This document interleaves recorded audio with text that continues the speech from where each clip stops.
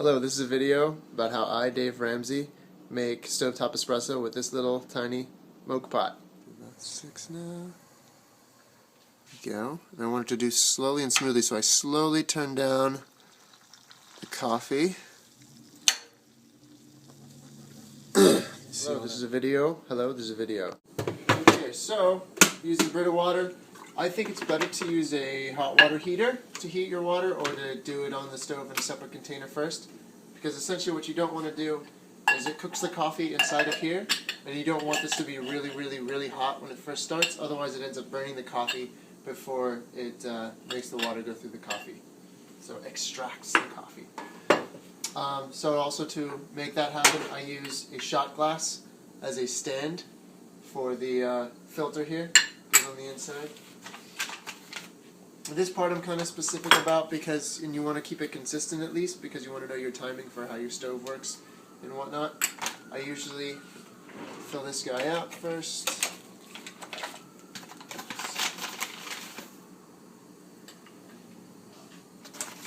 Your grind is also going to matter. You want to make sure that you figure out what works best with your grind. Everyone will be a little bit different.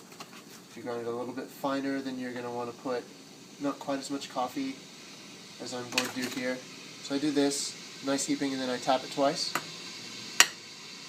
kind of puts it down a little bit more, compacts it. You don't actually want to tamp it, but you do want to push it around so that it gets to all the edges nice and evenly. You want to make sure there's nothing on the edge here so it seals nicely. The tapping, that's to sort of adjust for the grind. If you find your coffee's extracting too quickly, you can actually tap more times, maybe 3 times, add some coffee, tap again, and then smooth off.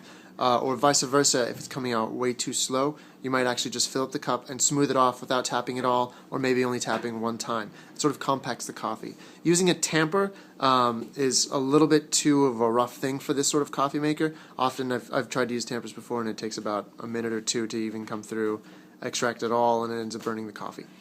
Yeah. Okay, so there's an emergency valve right here that goes from here to the inside. That's just so it doesn't explode if for whatever reason you really screw everything up. I like to bring the water to right about halfway, maybe a little bit above, somewhere between halfway and a little bit above. There will be a little bit extra water right here, but hopefully most of that will come up into the shot. So it'll be a nice double shot. Essentially, I really want the water to come right to the bottom of the city here in this La Colombe cup. That's why I like my doubles, just nice and you know, not too strato, just good enough though. Alright, so we got all this stuff, and here we go. That's the stuff you kind of want to do pretty quick, because you don't want things to cool down. I actually know where this screws in from pretty well, because I've done it so many times in the morning.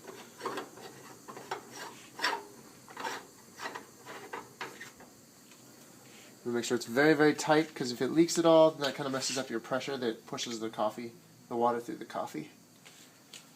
And then you start counting. About 30 seconds to 1,000, 3,000, 1,000, 5,000, 6,000, 1,000, 7,000, 1,000, 8,000. If you look down here, you'll see that this is on maximum.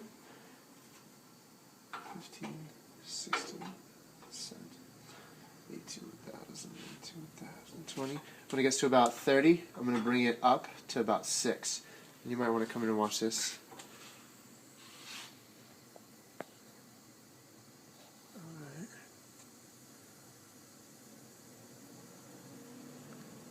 And up to about 6 now. There we go. And I want it to do slowly and smoothly, so I slowly turn down the coffee.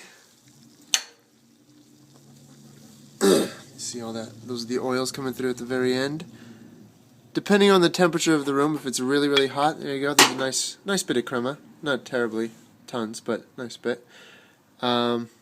Usually, if it's really cold in the room, I'll leave it running a little bit longer. If it's really hot in the room, right now it's cold. If it's hot in the room, then I will. I'll try to remove it off so it stops going so quickly because the heat is all there. Totally drinkable, great temperature. Nice bit of berries. It's the coffee we're using right now is La Colombe's Ethiopian Gera light roast.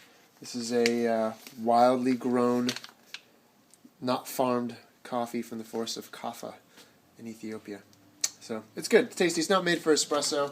It's not blended for espresso or roasted for espresso really, but it works nicely in this little milk pot. And that's all. So just to review how I do the heat during the extraction, I put it on full right here for the first 30 seconds, and then I drop it back to about 6, maybe even 5, right at about 30-35 seconds. So that way as soon as the water starts coming out, there's not too much heat coming on, and it'll slowly come through. And then I kind of slowly go through this as it extracts, and then once it's just about the last few drops of crema coming out, I turn off the heat. If it's really hot, I'll just immediately remove it off if it's coming through too fast. The last bit is, yeah, that wasn't an espresso. Usually you get a little bit more crema, and it kind of went through a little bit faster than I would have intended. Normally I like to come through a little bit slower, so I probably should turn down the heat a little earlier.